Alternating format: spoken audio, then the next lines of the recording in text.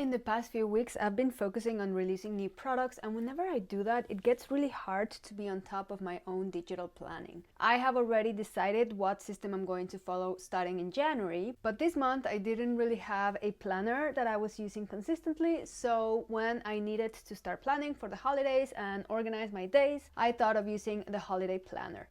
And this planner is perfect. It's a 1-month planner. It has your monthly calendar, but it also has the days linked, so you can tap on them to open each of the daily pages, and it also has the weekly spreads linked, so you can open those from here. And there are a bunch of other useful templates that you'll find on these tabs. And what I want to show you today is how to make your lines fit in the boxes of whatever template you have. For example, here I have made this little list, and if I go to my text box and I just click enter, you'll see that whatever I write will be exactly on the following line.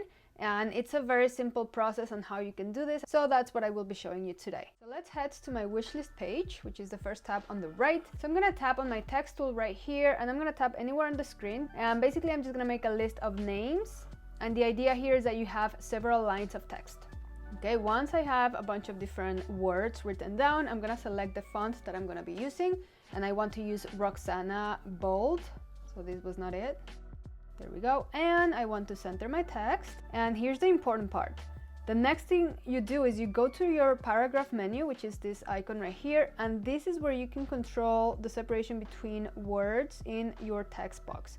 So to know which separation you need, you will bring the text box to where the first word is touching the first line, and then you want the rest of the words to also touch their own line. So go back to the paragraph menu here and then start moving this slider, and then all of the words will move. So what you do is you go back, bring them up so that the top word again matches the first line, and then you can just go slower until you see that all of the words will have their own line. Somewhere there.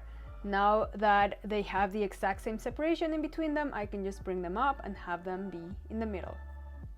And that's basically it. This is how you can create text boxes that will fit the lines in your spread. From here, you can just select with your lasso tool and then duplicate it and bring it onto the next space.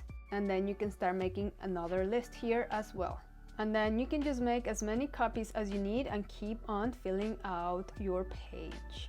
This method is super useful, as you can see, and you can use it pretty much on any page in any digital planner or notebook. Since I have you here, I'm going to show you an idea on how to decorate this page just to make it more interesting. So I'm going to go and grab my highlighter with like a golden color. I want the biggest size, and then I'm just going to draw a line here. And if I deactivate my text boxes from my lasso menu, I can just go and grab my line just to make it perfectly centered. I can also tap on my shapes tool and grow this line a little bit to make sure it covers the whole area. Now I want to show you, if you are a little OCD like me and you want to get rid of this rounded end, you can go to the eraser menu, tap on it, and then go to precision eraser, and then you are able to just delete those bits, keeping a straight line at the end. I'm gonna go and do that at the other end. And now I can go and duplicate this line.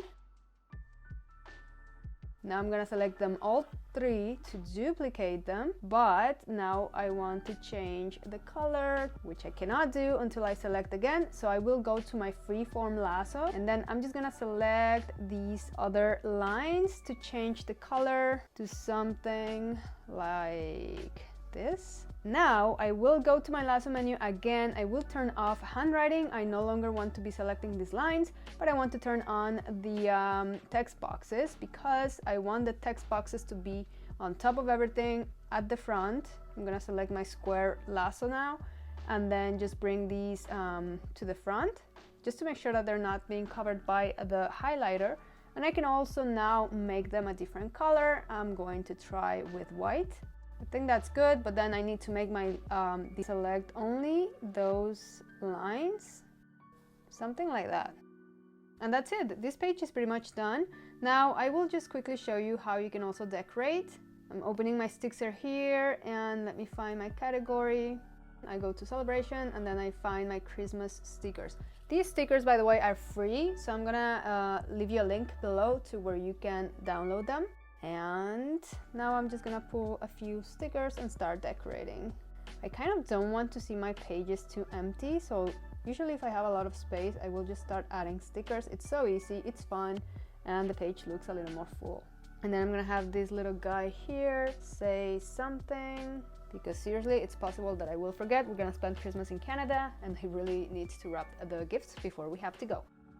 Okay, so to get the stickers, you can sign up to my newsletter, and I'm gonna leave the link to do that below. And once you sign up, you will see a link to download this set, which is entirely free. I'll show you the whole set, it's here. So all of these stickers you can get with the freebie, and it also has some words in Spanish. So I'm gonna leave the link below. Thank you so much for making it till the end, and have happy holidays. See you next time.